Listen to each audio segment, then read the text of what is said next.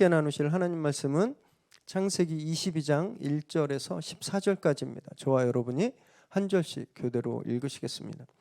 그 일 후에 하나님이 아브라함을 시험하시려고 그를 부르시되 아브라함아 하시니 그가 이르되 내가 여기 있나이다. 여호와께서 이르시되 내 아들 내 사랑하는 독자 이삭을 데리고 모리아 땅으로 가서 내가 내게 일러준 한 산 거기서 그를 번제로 드리라. 아브라함이 아침에 일찍이 일어나 나귀의 안장을 지우고 두 종과 그의 아들 이삭을 데리고 번제에 쓸 나무를 쪼개어 가지고 떠나 하나님이 자기에게 일러주신 곳으로 가더니 제3일에 아브라함이 눈을 들어 그곳을 멀리 바라본지라. 이에 아브라함이 종들에게 이르되 너희는 나귀와 함께 여기서 기다리라.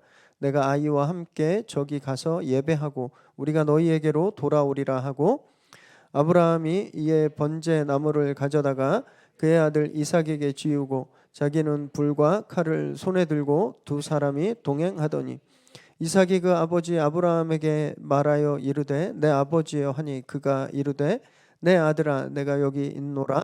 이삭이 이르되 불과 나무는 있거니와 번제할 어린 양은 어디 있나이까? 아브라함이 이르되 내 아들아 번제할 어린 양은 하나님이 자기를 위하여 친히 준비하시리라 하고 두 사람이 함께 나아가서 하나님이 그에게 일러주신 곳에 이른지라. 이에 아브라함이 그곳에 제단을 쌓고 나무를 벌려놓고 그의 아들 이삭을 결박하며 제단 나무 위에 놓고 손을 내밀어 칼을 잡고 그 아들을 잡으려 하니 여호와의 사자가 하늘에서부터 그를 불러 이르시되 아브라함아 아브라함아 하시는지라. 아브라함이 이르되 내가 여기 있나이다 하매 사자가 이르시되 그 아이에게 내 손을 대지 말라. 그에게 아무 일도 하지 말라. 내가 내 아들 내 독자까지도 내게 아끼지 아니하였으니 내가 이제야 내가 하나님을 경외하는 줄을 아노라. 아브라함이 눈을 들어 살펴본즉 한 순양이 뒤에 있는데 뿔이 숫풀에 걸려 있는지라. 아브라함이 가서 그 순양을 가져다가 아들을 대신하여 번제로 드렸더라. 아브라함이 그 땅 이름을 여호와 이레라 하였으므로 오늘날까지 사람들이 이르기를 여호와의 산에서 준비되리라 하더라. 아멘. 오늘 우리에게 주시는 하나님의 말씀입니다. 오늘 설교 제목이 시험이기 때문에 저도 문제 몇 가지를 가지고 왔습니다.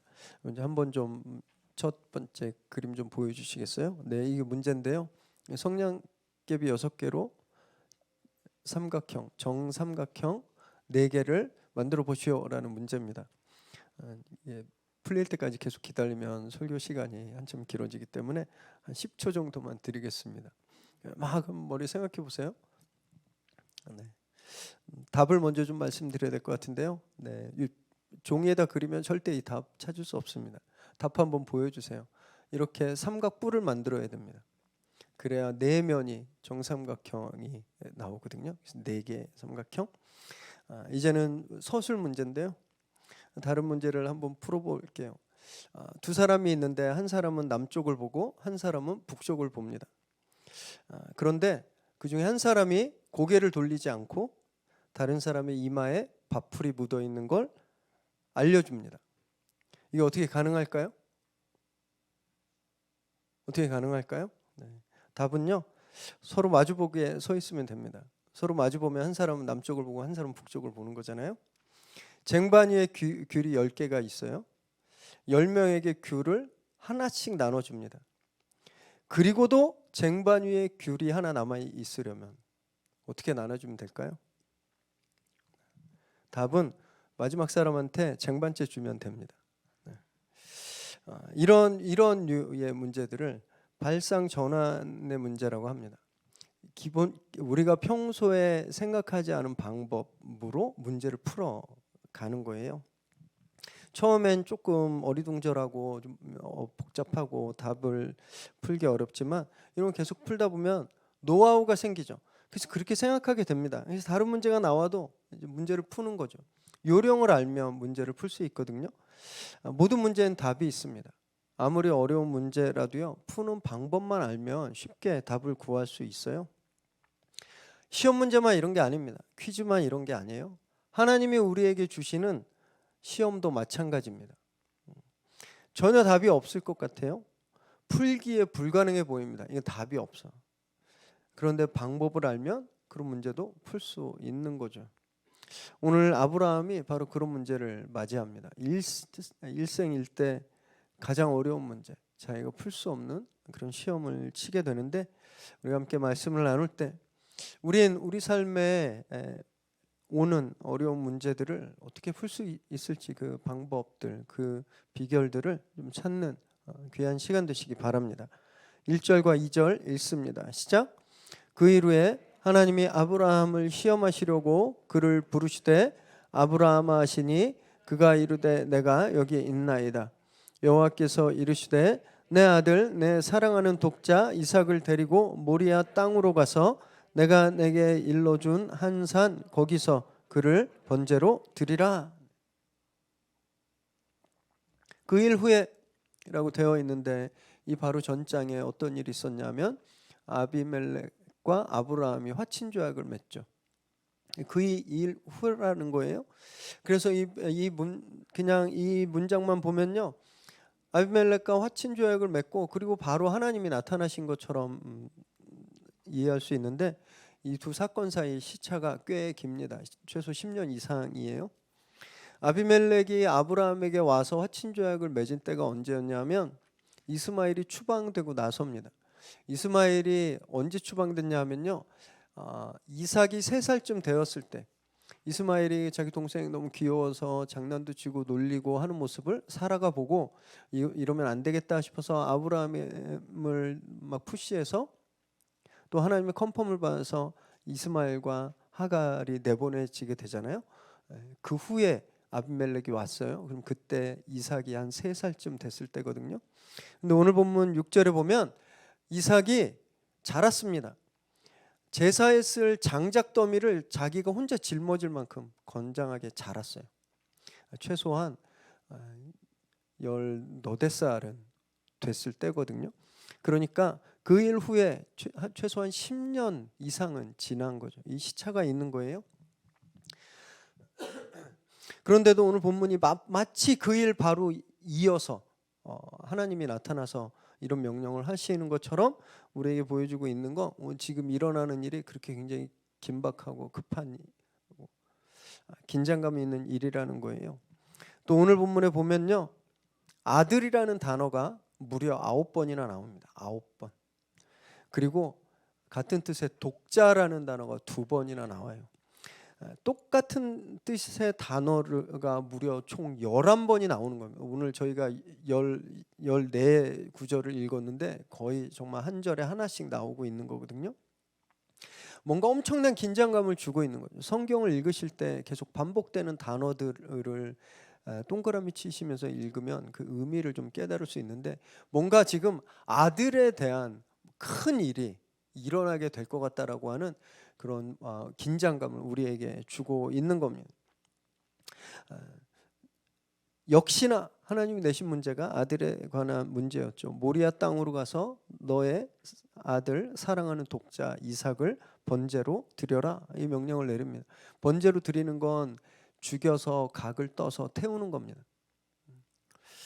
오늘 설교 중에 조금 19금 표현이나 조금 잔인한 표현이 나올 수 있는데 좀 이해해 주시기 바랍니다. 자기 아들을 각 떠서 태우라는 거예요. 이걸 어떻게 받아들일 수 있겠습니까? 이해가 안 되는 명령이죠. 이삭은 아무 아들이 아닙니다. 자연적으로 생기는 아들이 아니에요. 하나님이 주시겠다고 약속하고 25년 후에 주신 아들이에요. 자기들 다 포기하고 있었잖아요. 근데 하나님이 주시겠다고 주신 약속이에요. 이삭 때문에 이스마엘도 떠나게 했잖아요. 지금 유일하게 이삭만 남은 겁니다. 유일하게. one of them이 아니라 only one이에요. 그냥 하나. 그런데 하나님이 그 아이를 죽이라고 명령하시는 거죠. 물론 당시에 가나안에요, 이런 악한 우상 숭배 방법이 있긴 했습니다. 이 인신제사 방법인데 하나님이 이걸 가장 싫어하셨습니다. 하나님이 이걸 가장 혐오하셨어요. 레위기 20장 2절 3절 함께 읽을까요? 시작. 너는 이스라엘 자손에게 또 이르라. 그가 이스라엘 자손이든지 이스라엘에 거류하는 거류민이든지 그의 자식을 몰렉에게 주면 반드시 죽이되 그 지방 사람이 돌로 칠 것이요 나도 그 사람에게 진노하여 그를 그의 백성 중에서 끊으리니 이는 그가 그의 자식을 몰렉에게 주어서 내 성소를 더럽히고 내 성호를 욕되게 하였음이라. 가나안에 몰렉이라는 우상이 있는데 이 우상은요 아들을 제물로 받는 우상이에요. 구덩이를 파놓고 불을 피우고요, 가느다란 다리를 만들어서 아들을 거기 지나서 떨어뜨려서 불살라서 제사를. 하나님이 이걸 싫어하셨습니다. 이거 하면 반드시 죽이라고 말했고 이것은 성소를 더럽히는 거고 내 이름을 더럽히는 거라고 말하셨습니다. 그런데 하나님이 왜 아브라함에겐 아들을 제물로 바치라고 한 걸까요? 왜 인신제사를 바치라고 한 걸까요? 우리는요 결론을 다 압니다. 앞으로 어떻게 되죠? 딱 죽일 때 멈춰 그러고 그 순양이 있어서 해피엔딩으로 끝나는 거 다 아시잖아요. 그래서 결과론적으로 해석을 해요. 하나님께서 미래 해결책을 다 준비해 놓으시고 아브라함이 순종하나 안 하나 그래서 그 해결책을 찾나 안 찾나 하나님이 시험하셨다라고 생각합니다. 대부분 이렇게 생각하시죠. 또는 아브라함이 진짜 어디까지 순종하는지 한번 볼까? 하나님이 이런 마음으로 시험했다고 이해합니다. 대부분 그렇게만 들어오셨을 거예요. 좀 너무 얇습니다. 하나님의 시험을 이해하는데 너무 얇은 수준이에요. 여기 시험이라는 단어가요 니사라는 단어입니다. 니사. 이게 무슨 뜻이 있냐면 입증하다, 증명하다, 또 더 구체적으로 갑옷이 튼튼한지 시험하다라는 뜻이 있어요. 이런 거죠. 병기창에서 갑옷을 만들었습니다. 갑옷을. 이 갑옷이 얼마나 튼튼한지, 이게 칼에 부셔지는지 안 부셔지는지 만들어 놓고 이제 칼로 쳐보는 거예요. 이게 하나님이 하시는 시험이라는 거예요. 이 개념을 좀 붙잡고 계세요. 사탄이 하는 시험은 뭐냐? 마사라는 단어입니다. 마사. 이 마사라는 단어에는요 유혹하다라는 뜻이 있어요. 유혹하다. 그래서 영어 성경에서 하나님이 시험하신다고 할 땐 테스트라는 말을 해석하고요, 사탄이 시험한다라고 할 때는 템프테이션이라는 말을 씁니다. 한국말로는 다 시험인데 뜻이 완전히 다른 거예요.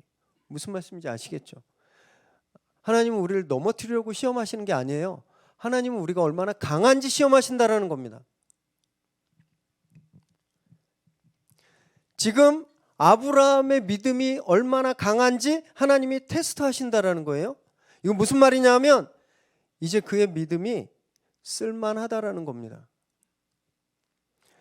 IT 개발자들이 앱을 개발할 때요, 프로그램을 딱 맨 처음에 만들었어요. 그리고 바로 베타 테스트하지 않습니다. 어떻게 하냐면 프로그램을 만들었잖아요. 그래서 자기가 계속 돌려보면서 에러를 잡아요. 버그를 잡아요. 그래서 잘못된 것을 고치고 부족한 것을 첨부하고 계속 그렇게 해서 앱을 완성시켜 나가죠. 그래서 이 시제품, 이 프로토타입이 만들어졌을 때 이 정도면 시장에 내놔도 되지 않을까라고 싶을 때, 어느 정도 자신 있을 때 그때 테스터들을 모집해서 베타 테스트합니다. 그래서 거기서 통과되면 상품을 출시하는 거예요. 이게 하나님이 우리를 시험하는 시험의 뜻이라는 거예요. 아브라함이 처음에 부르심을 받아서 가나안으로 왔을 때 그의 믿음은 시험받을 아직 준비가 안 됐습니다. 그래서 저희가 아브라함 시리즈를 시작하고 이전까지 하나님이 아브라함을 시험했단 말이 하나도 없어요. 이전까지는요 시험할 수 없는 그런 수준이었어요. 하나님이 견딜 수 없으니까. 여러분, 갑옷이 완성이 돼야 입혀놓고 시험해 보잖아요. 갑옷이 완성이 안 됐는데 입혀놓고 칼로 치면 어떻게 되겠습니까? 죽죠. 시험 못하는 겁니다. 아브라함이 그런 수준이었어요. 그래서 하나님이 시험하지 않았습니다. 그래서 사탄의 시험에 넘어간 거예요. 사람을 두려워하고 세상을 두려워하고 왕을 두려워하고 그래서 거짓말하고 또 아들이 안 생기니까 자기 후손에 대한 그런 끊어질 거에 대한 두려움이 있어서 인간적인 방법을 썼죠. 사탄이 안전함이라고 하는 안심이라고 하는 템프테이션을 해서 거기에 넘어간 거예요. 아브라함은. 그런데요, 하나님이 그때마다 그를 지켜주셨습니다. 템프테이션에 넘어가고 실패했을 때마다 하나님이 그를 세워주셨어요. 그래서 그에게 계속 보여주신 거예요. 내가 너와 함께하고 있다는 것을, 내가 너를 지키고 있다는 것을 계속 보여주시면서 그의 믿음을 계속 세우신, 그의 믿음을 빚어 오셨던 거예요. 그 프로그래머가 앱을 개발하면서 계속 자기가 돌려보면서 버그를 잡듯이 아브라함의 지금까지의 인생을 통해서 아브라함의 믿음이 없는 부분, 아브라함의 연약한 부분을 하나님이 계속 버그를 잡아오신 거예요. 그리고 오늘 드디어 이제 쓸만하겠다라고 생각하신 겁니다. 이제 이 믿음을 보여줘도 되겠다라고 생각한 거예요. 이제 시장에 내놔도 되겠다라고 생각한 겁니다. 그래서 하나님이 시험하시는 거예요.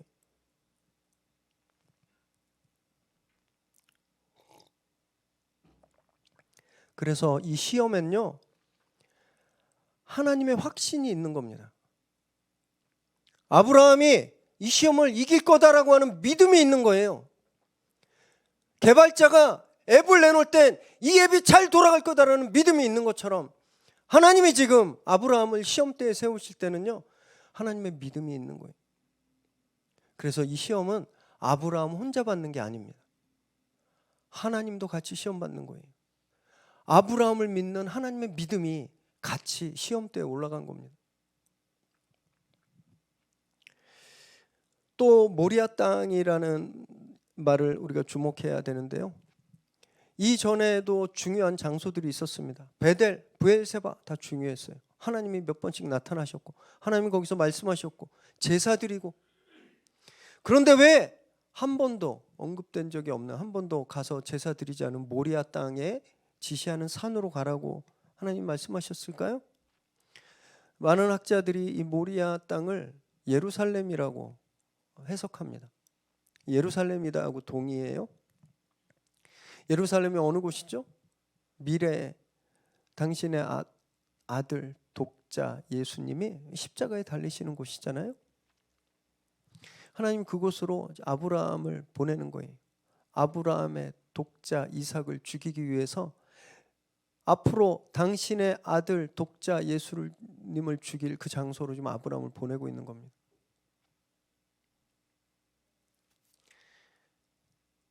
당신이 앞으로 당할 그 마음, 자기 아들이 찢겨 죽는 것을 보며 느끼는 당신의 마음을 지금 거기로 향하는 아브라함의 마음을 통해서 우리에게 보여주고 계시는 거예요.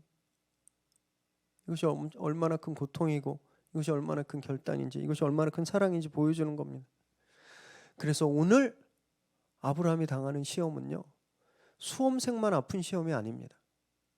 출제자도 같이 아픈 시험인 거예요.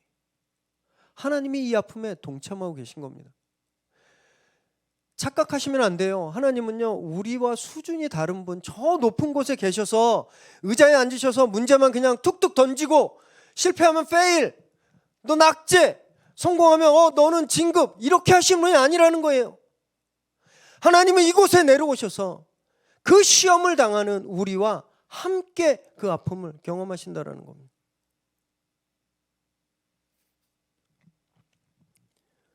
이것이 아들을 제물로 드려라고 하는 당신의 속성과 모순되는 명령에 담겨 있는 진짜 의미인 겁니다.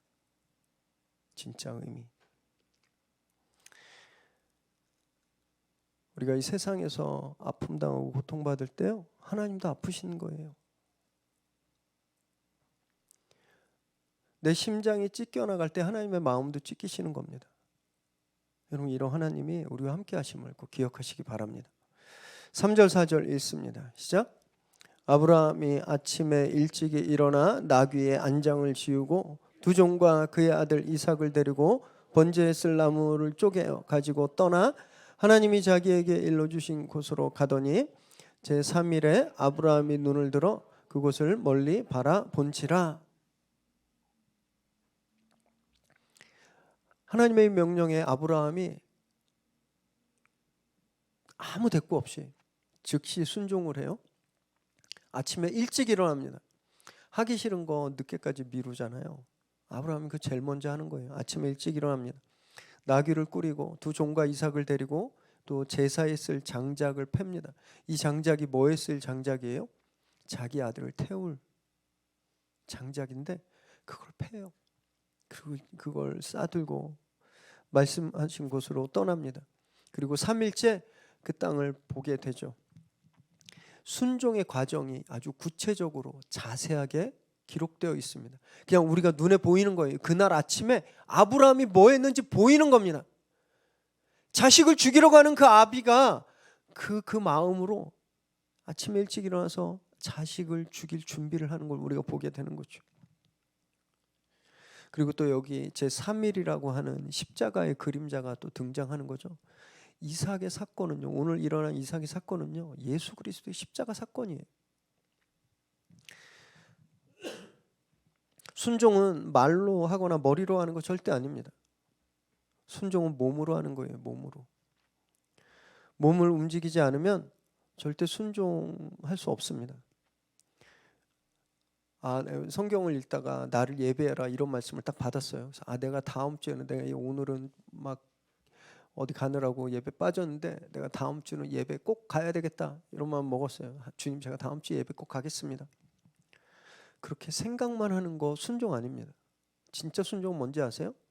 주일날 아침에 일찍 일어나서 씻고 예배 준비하고 교회 오는 게 순종이에요. 일주일 내내 예배 가야지 생각하고 주일날 안 오면 그 절대 순종 아닙니다. 불순종이에요. 저희 매년 1월, 2월 40일 특세 하잖아요. 하나님의 감동을 주신 거예요. 기도하라 이런 말씀을 딱 듣고 제가 내년에는 꼭 특세 완주하겠습니다. 그렇게 마음을 먹고 그것만 생각하는 거 순종 아닙니다.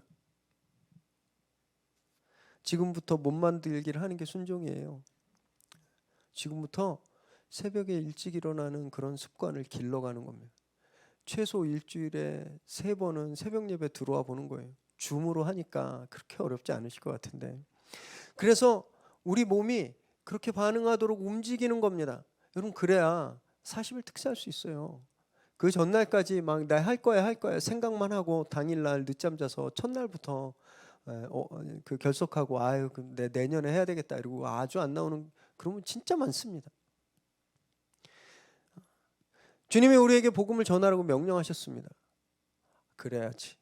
내가 그분한테 복음 전해야지. 내가 전도해야지. 이 생각하는 거 순종하는 거 아닙니다. 그분한테 전화하고 그분한테 찾아가는 게 순종하는 거예요. 우리는요, 몸은 안 움직이면서 순종하고 있다고 착각할 때가 얼마나 많은지 모릅니다. 왜냐하면 교회 생활 잘하고 있다고 생각하기 때문에. 그래서 예배 드리고 있으니까, 좋은 관계 유지하고 있으니까, 성경 공부하니까 순종하고 있다고 착각하는 거예요. 몸을 움직이지 않는 순종은 불순종입니다. 저와 여러분이 상상 속에서 순종하는 게 아니라 정말 현실 속에서 실천으로 순종하는 그런 분들 되시기를 정말 바랍니다. 8절에서 10절 읽습니다. 시작. 아브라함이 이르되 내 아들아, 번제할 어린 양은 하나님이 자기를 위하여 친히 준비하시리라 하고 두 사람이 함께 나아가서 하나님이 그에게 일러 주신 곳에 이른지라. 이에 아브라함이 그 곳에 제단을 쌓고 나무를 벌려 놓고 그의 아들 이삭을 결박하여 제단 나무 위에 놓고 손을 내밀어 칼을 잡고 그 아들을 잡으려 하니,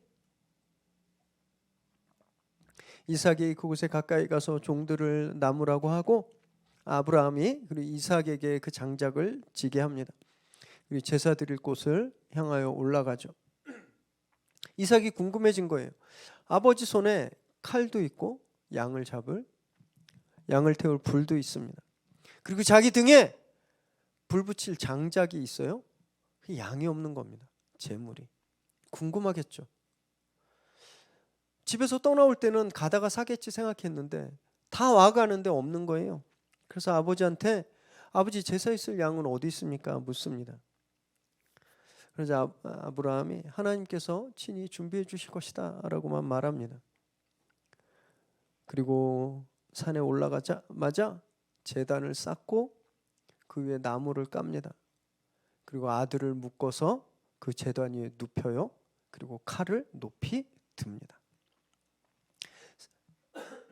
3절에서 아브라함이 아들을 죽이러 가라는 명령에 순종해서 그가 준비하는 작업들이 아주 세세하게 다 나오잖아요. 여기서 그 아들을 죽이는 과정이 세세하게 다 나옵니다. 마치 영화가 빠르게 샥 흘러가다가 갑자기 스피드가 느려지면서 슬로우 모션으로 그 한 컷 한 컷들이 클로즈업 되고 있는 것처럼 여기서 마치 시간이 느리게 가는 것처럼 아브라함이 이삭을 죽이는 이 과정들이 그대로 우리에게 보여주는 거죠. 그리고 카메라의 앵글이 이삭에게 클로즈업 됩니다. 많은 분들이 여기서 아브라함이 칼을 들었을 때 또 마음이 어떨까 집중하시는데요. 밑에 누워있는 이삭은 어떤지 잘 생각 안 하시거든요. 이삭이 이 일들에 어떻게 대응하고 있는지 한번 보세요. 말 한마디 없습니다. 반응 안 해요. 할 수 있었어요. 장작을 짊어지고 올 정도로 건장했고요. 아브라함은 이제 최소한 113살 이상 더 연로했습니다. 그럼 아버지가 묶으려고 할 때 아버지를 밀치고 내려갈 수도 있었어요. 자기를 그 제단에 눕힐 때 막 발버둥 치고 뛰쳐 내려갈 수도 있었습니다. 그래서 이삭은요 순종하고 있는 거예요. 아브라함이 자기 아들을 제물로 바칠 준비를 하고 떠날 준비를 할 때 아무 말 안 했던 것처럼 이삭은 자기가 제물로 바쳐지는 이 과정 내내 아무 말 안 하는 겁니다. 아들이 아버지를 똑 닮아 있는 거예요. 맹장 밑에 약졸 없습니다. 리더가 강하면요, 그 팔로워들도 강해요. 부모가 순종하면 자식도 순종합니다. 순종하는 부모 밑에 순종하는 자식들이 태어나는 거예요.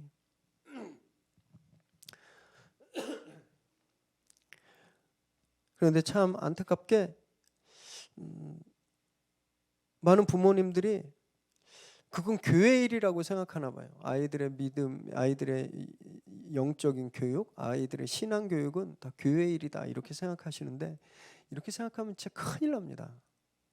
큰일 나요.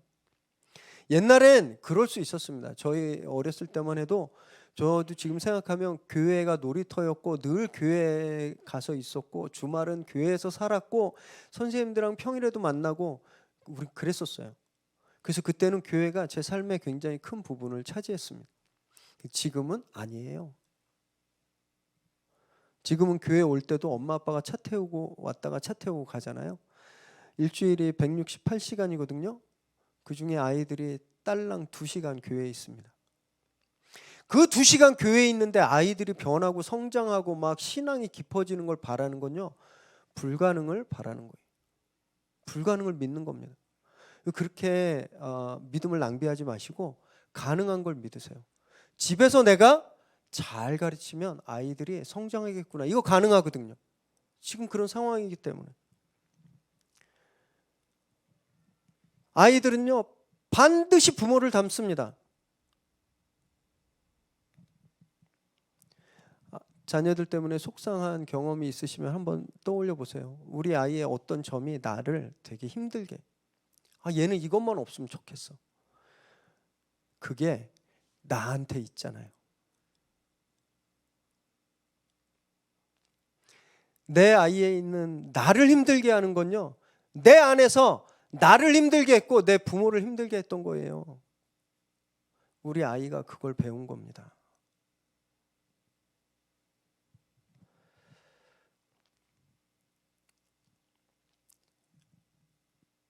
자녀들이 나처럼 살기 바란다면 그냥 그대로 사시면 됩니다. 아무것도 안 하고. 그런데 우리 아이들이 나처럼 살지 않길 바란다면 나부터 나처럼 안 살아야 되는 겁니다.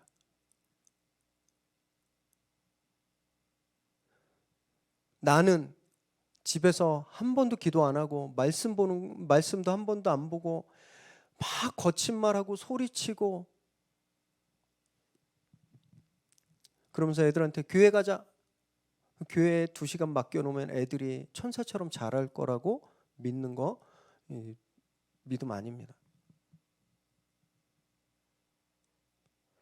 교회는요, 아이들의 틀을 잡아줄 수는 있습니다. 예배가 어떤 건지, 그리고 성경 공부를 통해서 아이들에게 필요한 어떤 그런 정보들을 주고 틀은 잡아줄 수 있어요. 그런데 그 틀이 어디에서 채워지냐면 집에서 채워지는 거예요. 엄마 아빠한테 채워지는 겁니다. 여기 계신 엄마 아빠들, 또 앞으로 엄마 아빠가 되실 형제 자매님들, 무한한 책임감을 가지시기 바랍니다. 무한한 책임감. 자녀 교육은 남이 시키는 거 아니에요. 자녀 교육은 교회에서 시키는 거 아닙니다. 집에서 내 믿음이 내 아이를 양육시키는 겁니다. 이 책임감으로 정말 가정에서 특별히 믿음 생활 더 조심해서 더 충실하게 하시길 바랍니다. 그래서 우리 아이들이 믿음의 아들, 딸로 자라나게 되기를 주님의 이름으로 축원합니다. 11절 12절 읽습니다. 시작. 여호와의 사자가 하늘로부터 그를 불러 이르시되 아브라함아 아브라함아 하시는지라. 아브라함이 이르되 내가 여기 있나이다 하매 사자가 이르시되 그 아이에게 내 손을 대지 말라. 그에게 아무 일도 하지 말라. 내가 내 아들 내 독자까지도 내게 아끼지 아니하였으니 내가 이제야 내가 하나님을 경외하는 줄을 아노라. 칼을 들어 막 내리치는 그 순간 하늘로부터 막 급한 음성이 들렸습니다. 아브라함아 아브라함아 멈춰. 이거에 멈추라고. 이삭에게 손대지 말고 아무것도 하지 말라. 정지 명령이 내려왔어요. 이 명령은 하나님의 이 시험 합격했다라고 하는 합격 통지입니다. 어떤 분들은요 이 구절을 해석하면서 아브라함이 사실 진짜 죽일 마음은 없었다라고 해석하기도 합니다. 하나님이 어떻게 하나 볼까 하는 척하거나 뭔가 하나님이 이렇게 하면 하나님이 뭔가 하겠지 이런 마음이 있었다고 해석해요. 아닙니다. 성경에서는요 아브라함이 이삭을 죽일 마음이 분명히 있었다고 말하고 있어요. 12절에 보면 이삭 아직 안 죽었거든요. 근데 이미 바쳤다라고 하는 겁니다. 네가 아들을 아끼지 않았다. 아직 안 죽였잖아요. 그런데 아끼지 않았다라는 거예요. 왜냐하면 이미 아브라함의 마음 속에선 이삭을 죽였기 때문에. 이게 아브라함의 믿음입니다.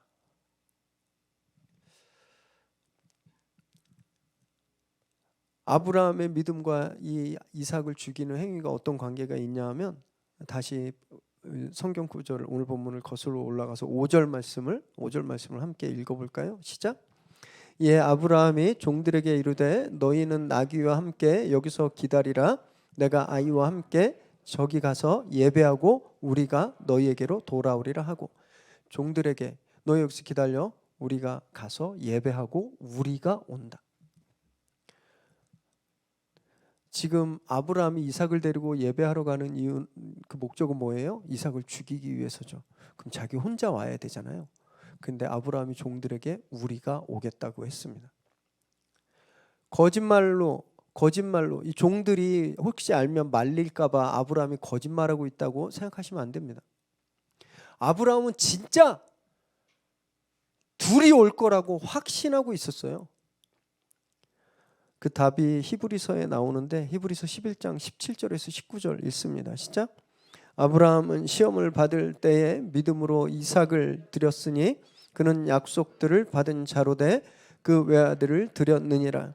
그에게 이미 말씀하시기를 내 자손이라 칭할 자는 이삭으로 말미암으리라 하셨으니 그가 하나님이 능히 이삭을 죽은 자 가운데서 다시 살리실 줄로 생각한지라 비유컨대 그를 죽은 자 가운데서 도로 받은 것이니라. 이 말씀 뭐냐면요, 아브라함이 하나님 말씀을 믿었어요.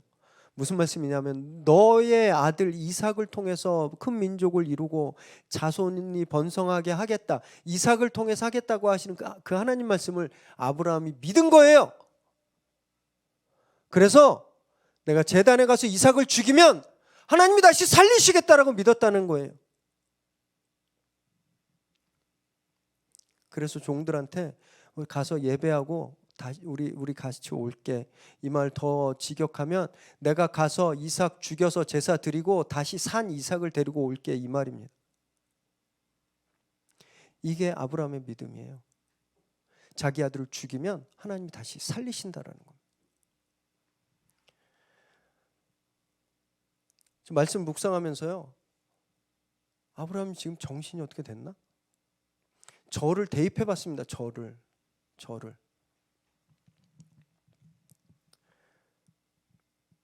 나라면 내 아들 죽일 수 있을까? 하나님이 우리 아이들을 사랑하시고 이 아이들을 통해서 큰 일을 하시겠다라고 하는 그런 기도응답도 주시고 감동도 주셨거든요. 저도 하나님께 들은 게 있어요. 그럼 저도 그거 믿으니까 우리 애 죽이면 하나님이 다시 살릴까요? 여러분, 지금 그렇게 하면 잡혀갑니다.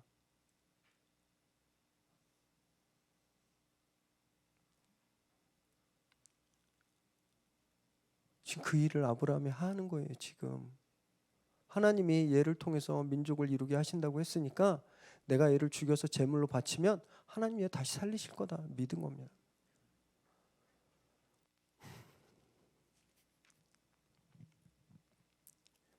그냥 이 스토리를 아브라함이 뭔가 하나님이 딴 수를 생각해 놓으셨겠지, 하나님이 다른 방법을 계획해 놓으셨겠지라고 생각하고 읽으면 이 아브라함의 믿음과 이 아브라함의 순종이 이 무게가 얼마나 엄청난 건지 전혀 알 수가 없습니다. 그걸 알지 못하면 우리도 전혀 순종할 수가 없어요.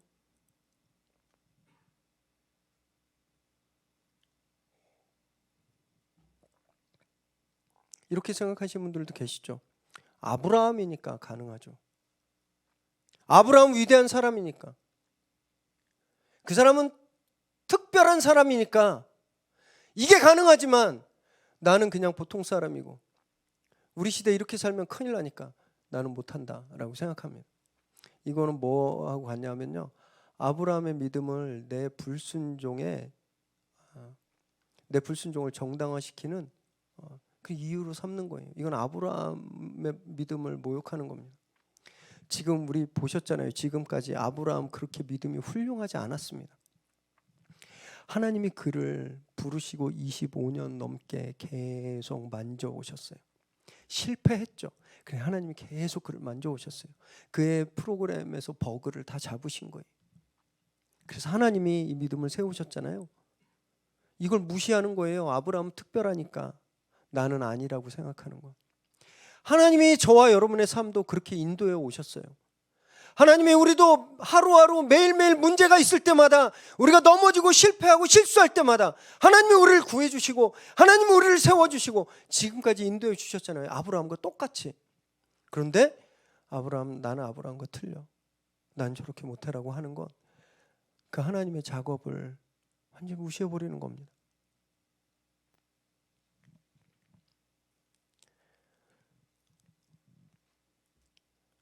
여러분, 아브라함의 믿음을 하찮게 만들지 마십시오. 특별하게 태어나서 그렇게 했다고 이렇게 하찮게 만들지 마세요. 또 동시에 우리에게도 똑같이 개입하시고 우리에게도 똑같이 우리를 인도하신 그 하나님의 인도하심을 헛된 것으로 만들지 마시기 바랍니다. 오늘 아브라함은요, 하나님이 주신 시험을 어떻게 통과해야 되는지 유일한 해법을 보여줬거든요. 그건 닥치고 순종입니다. 입 닫고 그냥 하는 거예요. 고민하지 않고 하는 겁니다. 그런데 우린 답을 쓰기 전에 고민해요. 계산하고. 성경에 온통 그런 말들 뿐이에요. 희생해라, 양보해라, 줘라, 져주고, 심지어 네 목숨까지 주고, 원수를 척결하는 게 아니라 원수를 사랑해라. 막 고민하죠. 이 말씀을 따르면 어떻게 될까? 내가 진짜 저 사람에게 양보하면 내가 다 잃어버리는데, 내 비즈니스가 망할 수 있는데. 그래서 우린 그 답지에 고민 중이라고 쓰는 거예요.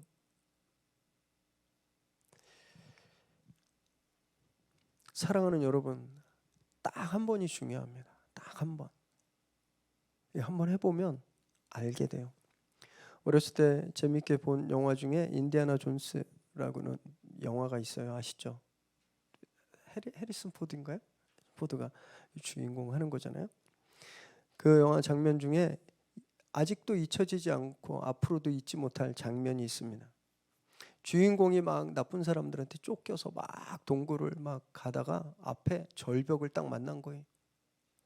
저 앞에 절벽 너머에 있는 땅이 너무 멀어서 점프를 할 수가 없고 줄을 던져도 닿질 않는 겁니다. 뒤에서 밀려오는 적들한테 잡혀 죽든지 아니면 떨어져 죽든지 둘 중에 하나밖에 없는 그 순간에 인디아나 존스가 절벽 앞에 발을 탁 내딛는데 그가 떨어지지 않는 거예요. 그때 카메라가 절벽 아래에서 그 위를 비춰주는데 거기에 수정으로만 된 다리가 쫙 있는 겁니다. 사람의 눈으로는 보이지 않는 그 다리가 거기 있는 거예요. 그 다리는 눈으로도 볼 수 없고 고민한다고도 알 수 없습니다. 직접 발을 뻗어서 거기 서봐야 아는 거예요. 너무 강렬했어요. 이게 우리 믿음의 길이구나라고 저는 생각합니다. 우리 앞에 천길 낭떠러지들이 얼마나 많습니까? 매일매일. 하나님이 거기에 보이지 않는 다리를 놓아주신 겁니다. 그건 눈으로 절대 볼 수 없고 계산으로 절대 알 수 없고 근심한다고 더더욱 보이지 않습니다. 하나님이 우리 앞에 두신 눈에 보이지 않는 다리를 알 수 있는 유일한 방법은요, 거기 발을 내딛는 그거밖에 없는 거예요. 오늘 아브라함이 그걸 보여준 겁니다.